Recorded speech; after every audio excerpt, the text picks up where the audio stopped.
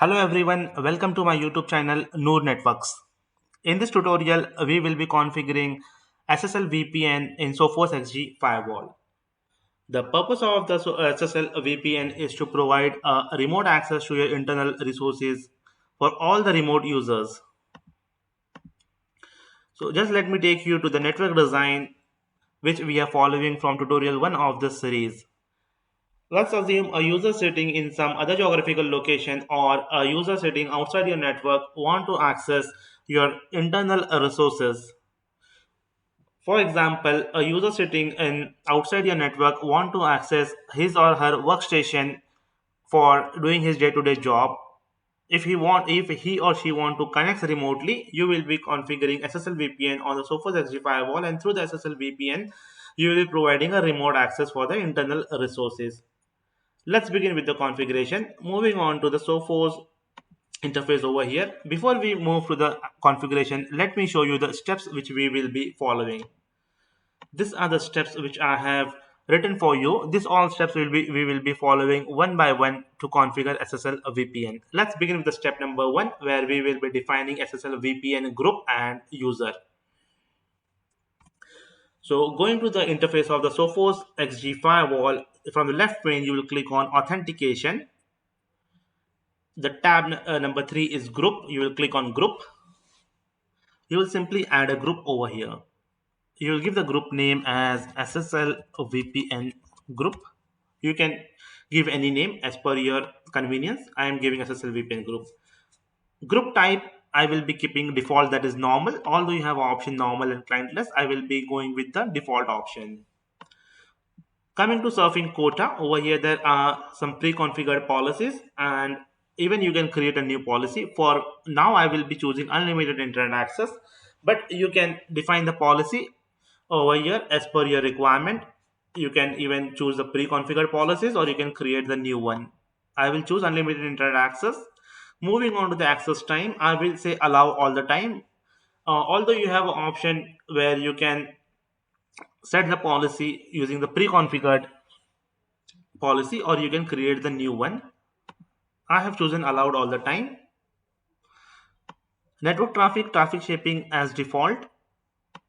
Coming to SSL VPN policy, see guys, SSL VPN policy we will be configuring in step number 3 of this tutorial. So for now we will keep this as blank, and when we will be creating a SSL VPN policy, we will find an option to add the identity, where we will be adding this group which we are creating now, and that particular policy will be automatically reflected over here. I will show you after we create the policy. For now we will keep this all options as default. Okay, what we have done, let me reiterate. We have given the name, we have chosen the group type as a default, that is normal, surfing quota and access time as unlimited internet access, and allowed all the time respectively. Rest all option we have kept as default. We will click on save to create a group. Sorry. Moving on to users, we have created a group. Now we will create a user, and this user we will be adding to the group, we will be assigning to the group. Okay, let's create a user. Click on add. Let's give the username. I will say VPN user 1. Name is basically a display name. You can give anything.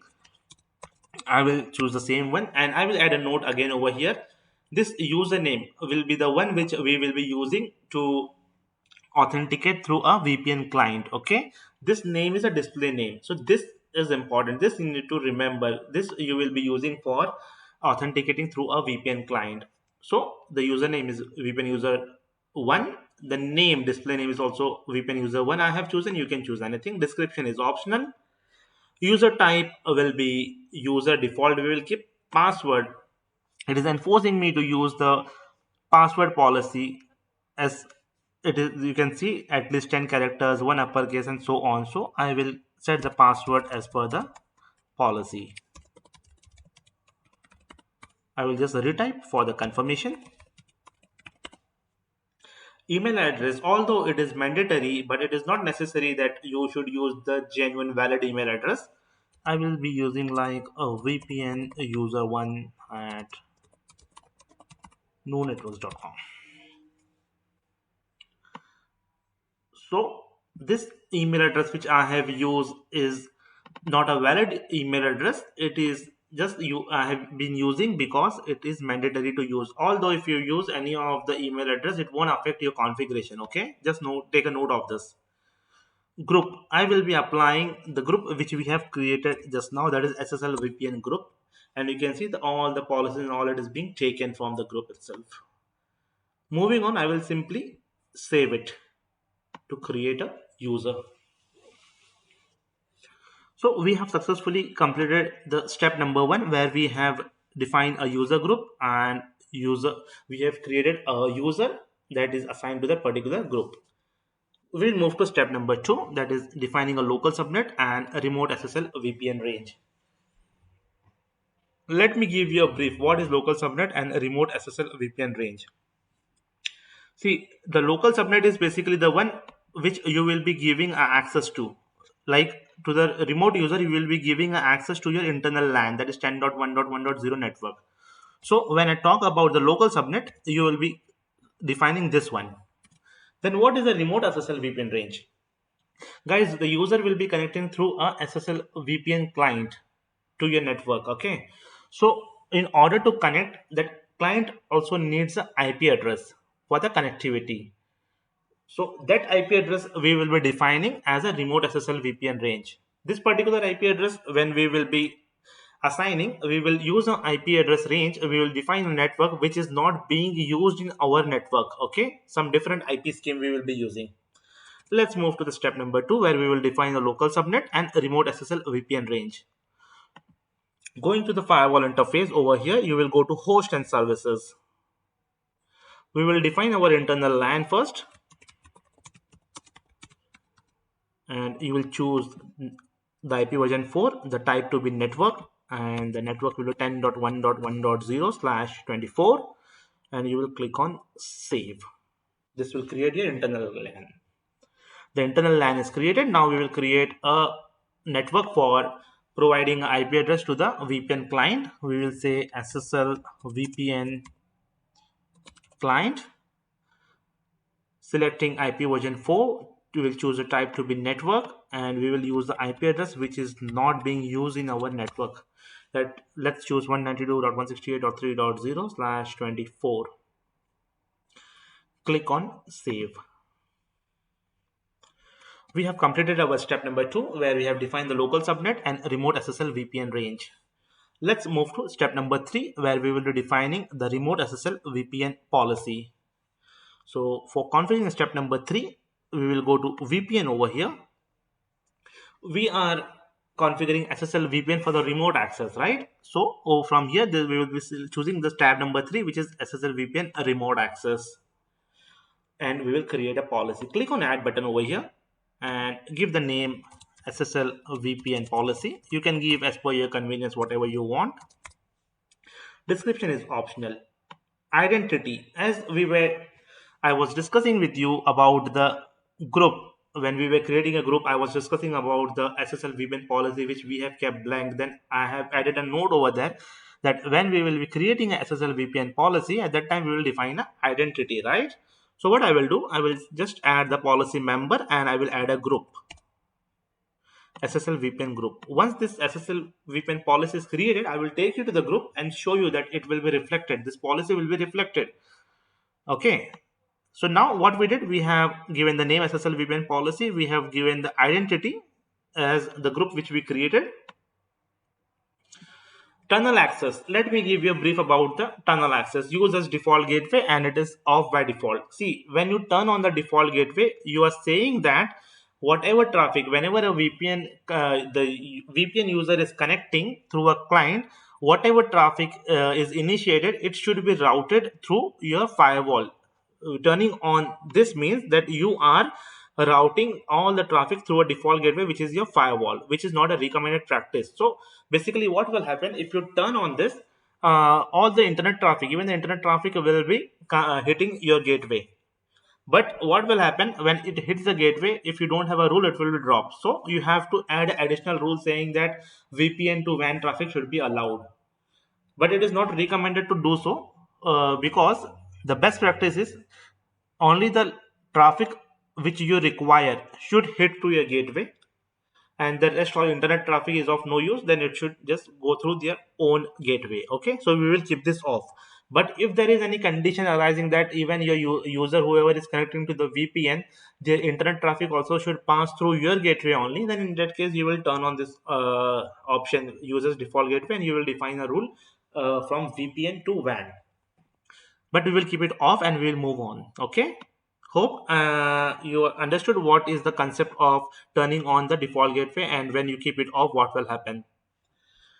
Permitted network resources, we are supposed to allow the internal LAN, right? So I will be adding over here internal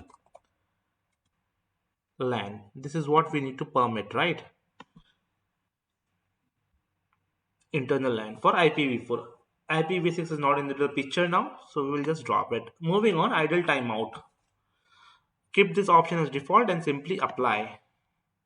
It is saying configuring this policy will override a previously configured policy applied to the policy members. Click on OK. We have created SSL VPN policy. So just to show you guys that in the group which we created in authentication, and if you go over here, you filter the group SSL VPN group, you will see that the policy which we have created just now, it is being reflected over here, right? SSL VPN policy. Okay, so anyhow, we have completed our step number 3, where we have defined the remote SSL VPN policy. We'll move on to step number 4, verifying the authentication services for SSL VPN. Again, coming to authentication, going to the tab 2, that is services, we need to check that whether the local authentication is listed in the SSL VPN option or not. Just scroll down till last. Over here, you will find the option SSL VPN authentication method. Over here, we are not authenticating through an Active Directory, but we are authenticating through a local authentication. So this local authentication is listed in the authentication server, right? This is what our requirement is. By default, it is available, so we don't need to touch anything over here. We will keep this thing as it is. And by default, our step number 4 is completed, where we have verified that authentication services for SSL VPN is enabled. Moving to step number 5, verify the allowed zones for SSL VPN. Okay. So for step number 5, you will move to administration. In the tab 2, there's device access. What you have to do, you have to check that whether the SSL VPN is enabled on LAN and WAN. On LAN it is enabled, we need to enable it on WAN also. And guys, when you are accessing the firewall from outside, definitely you will land on the WAN interface, right? So you need to enable the user portal on WAN. Now it will give us the warning when we apply the configuration, because it is not a secured way now, so for enabling the user portal. But we have some alternative options. I will be adding a note at the end of this tutorial also, when we will be continuing at that time. Some important notes I will be adding. So simply what you have to do is SSL VPN for the LAN and SSL VPN for the WAN zone should be enabled, and the user portal should be enabled for LAN and WAN. Just have a quick look into this. All these options should be there, and simply apply the setting. It is giving as an alert that, as I told you, turning on WAN access for the user portal can expose your firewall to attack. For now, just click on OK to continue for applying the changes.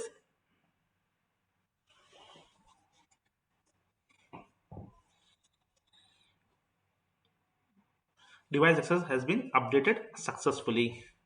And over here we have completed our step number 5. Moving on to step number 6, where we will be configuring advanced SSL VPN settings. For advanced VPN settings, you will again go to the VPN tab from the left pane, and over here you will find a setting button with show VPN setting. You will click on this button. Okay, over here SSL server certificate. For now we don't have any certificate. We will say appliance certificate. This all things we will leave as it is. IPv4 lease range. This is the interesting thing. As we have defined a network for the SSL VPN client, It is saying that whenever a user is connected, so what range the VPN client should get. We will be using the same range. Whatever is your requirement, that much range you will define. If you want only 5 IP addresses, you can say 5, 10, then you can say 10. If you want 250, you can say 250 IP address range. So I will be giving like 192.168.3.0 to 192.168.3. Sorry guys, 3.5, because 0 is the network ID. 192.168.3.25. This is the range which I am defining from the network which I have provided for the VPN client. Okay, I am using 192.168.3.5 to 192.168.3.25. Subnet mask /24, that is 255.255.255.0.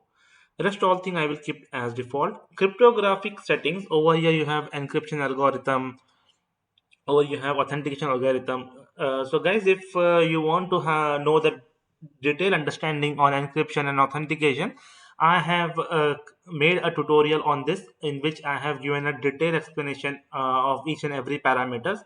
I will be adding that link in the description box for your reference, so that you will have a better understanding by going through that tutorial. So these options I will keep as default. Advanced setting, I will keep this box check, complex SSL VPN traffic, and simply I will apply the settings. Click on OK. So the SSL VPN global configuration has been updated successfully. And here we have completed our step number 7. Step number 6. And to be very honest, the step number 7, that is creating a firewall rule, will be the last step on the configuration of the firewall. Okay, rest all the 2 steps are to be done on the client side. So let's proceed with the final step, that is where we will be creating a firewall rule. Going to rules and policies over here, I will show you how to create a rule. Simply click on add firewall rule and create a new rule.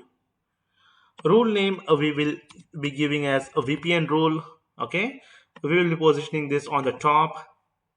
Action, I will say accept. I don't want to add this rule in any of the group, I will say none. I will be logging the firewall traffic. Source zone will be a VPN, and the source network I will be giving that VPN client, that is 192.168.3.0 network. Okay, I will choose this. I need to schedule this all the time. Destination zone will be LAN. Applied. Destination network, I need to define it to internal LAN. Additionally, I would like to add one more note over here, that either you can give the access to the entire network, or even you can define a particular host IP also. So instead of that, you will be defining a host only. Over here I am defining a network, you can define a host also, as it's up to your requirement. Services will be any.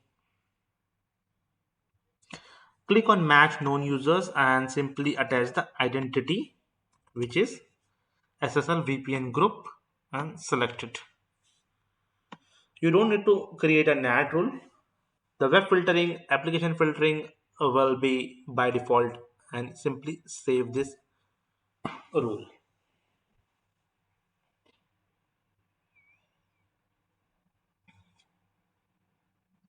So this rule is now created. What we did, let me explain you again. We have created a rule with the name VPN rule, where we have defined a source zone to be VPN and the source network as the client IP address, SSL VPN client IP address, which we have considered as 192.168.3.0. On the destination side, we have selected LAN, and we have defined the network to be internal LAN.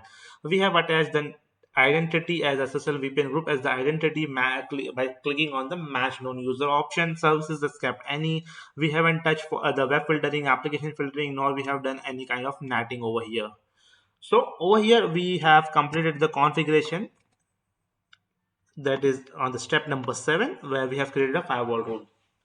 Now we will be moving to the machine which is not in our network. Over going to there, we will be calling a user portal, and simply we will be downloading the SSL VPN client.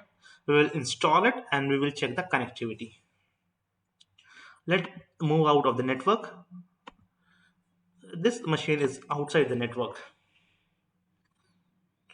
What I'm going to do is I will be calling a user portal over here. Just before that, I would like to show you one more thing, how the user portal and everything work. So guys, go to the administration over here. In the third tab, admin and user setting, you will see the admin console port is 4444. Usually when we're accessing the firewall, that is on port 4444, right? That is defined. You can change it if you want, but it doesn't make any sense. So let's keep this as it is. The user portal is being called on 443. Basically, we are calling the user portal by https colon double slash the IP address of the firewall, that is 10.1.1.200. So this is 443. If you want to change, you can change, or else you can keep it as it is.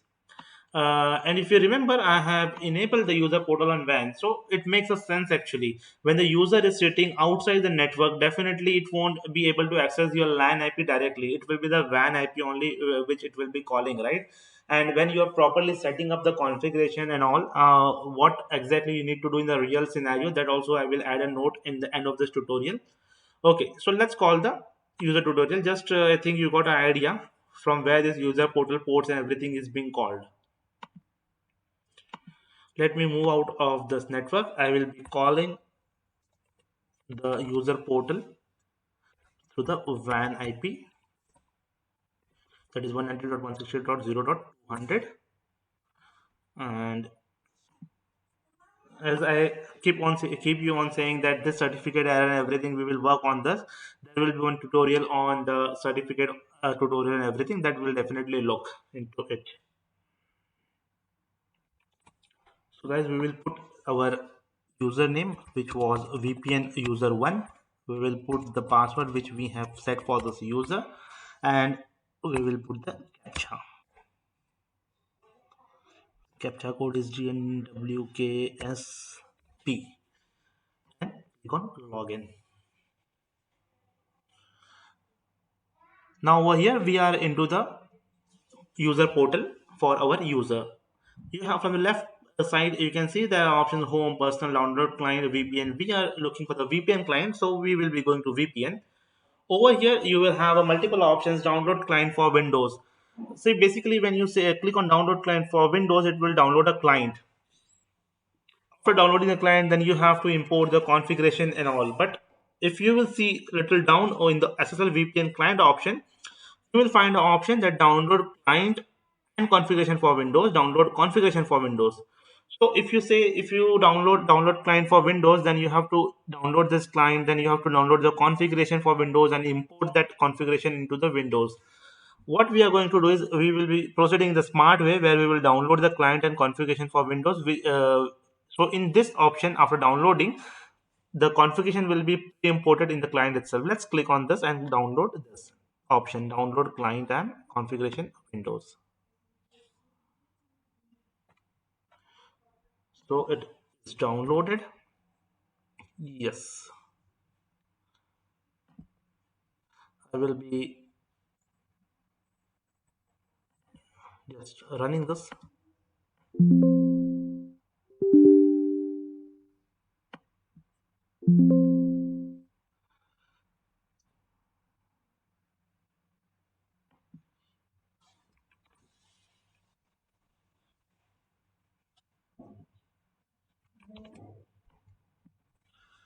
Click on I agree, install.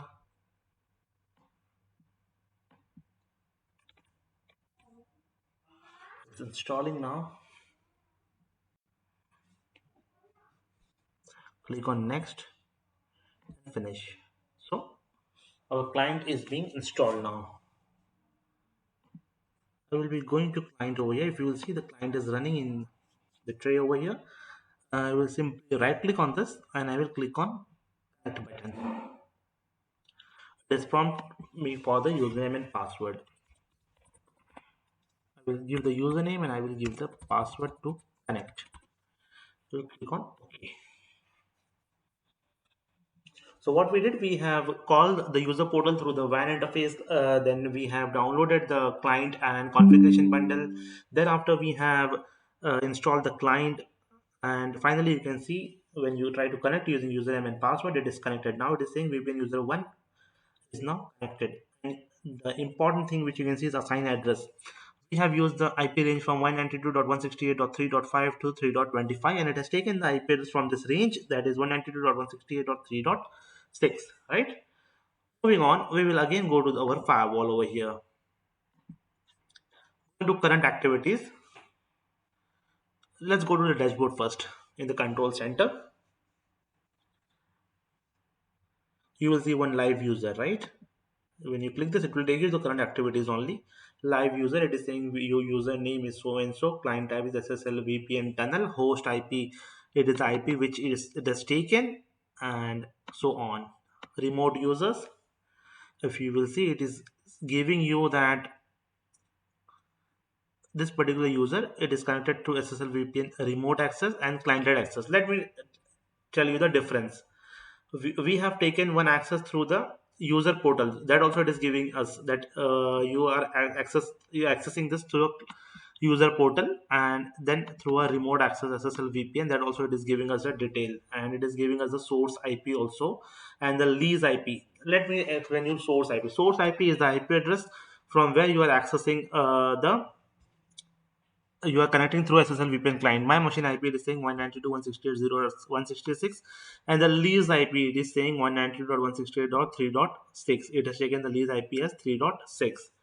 So this justify that our configuration for the SSL VPN is successfully done, and we are able to connect to the SSL VPN client.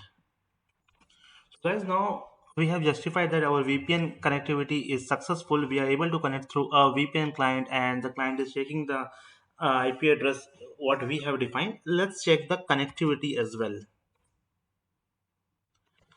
Now our client is connected, right? Yes, see, if you can see, it is connected. Okay, we'll just check the connectivity also. We'll try to ping the internal network. Sorry, this is 150 10.1.1.150, and it is pinging, right? Let's try to ping our AD server also. It is pinging. Additionally, we will just justify some more things. We will try to do the remote desktop for our Active Directory server. It is asking us for the username and password.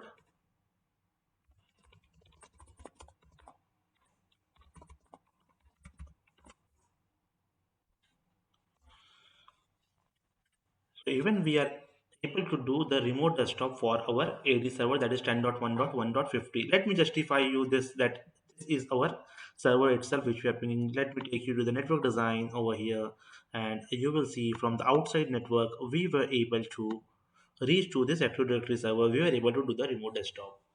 So finally we can say that each and everything we have configured and justified properly. Let me talk about the real environment. Guys, in the real environment, the things will go as it is, okay? But what will happen? Usually, what we have done, we have used this IP address, and 192.168.0.200. Even the certificate was not proper.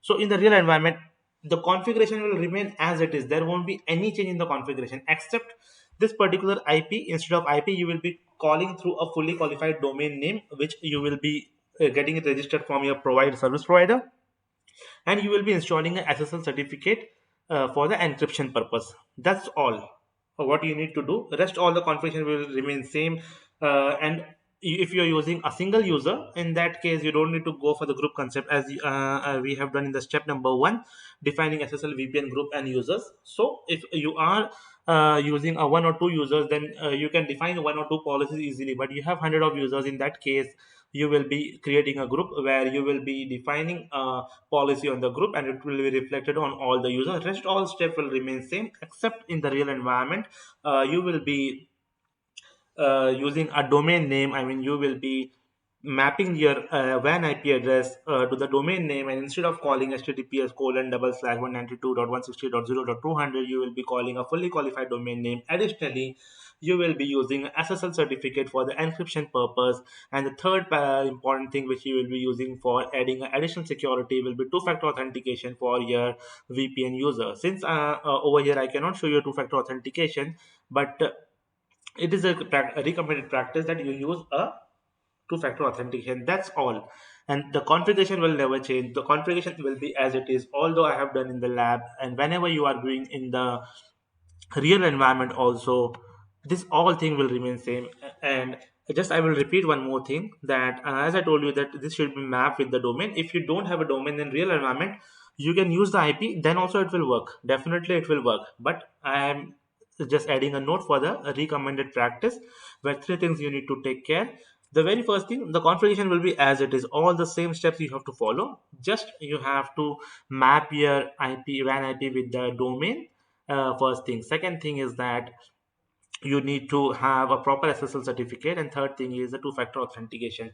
And one more question will come to your mind, like it's say for example, if you're using a ADSL link where the IP address may change, the IP address is dynamic on the WAN port, then in that case, what you have to do? Then in that case, it is not although it is not a proper practice, but yes, you can use dynamic DNS on this particular port, so that you can call through a dynamic DNS and it will be reachable. So that's all, guys, about the SSL VPN configuration. Thanks for watching. And if you haven't subscribed to my YouTube channel, please subscribe it now and share with your friends. And if you have any doubts, please feel free to comment in the comment box. Thanks, and see you in the next tutorial.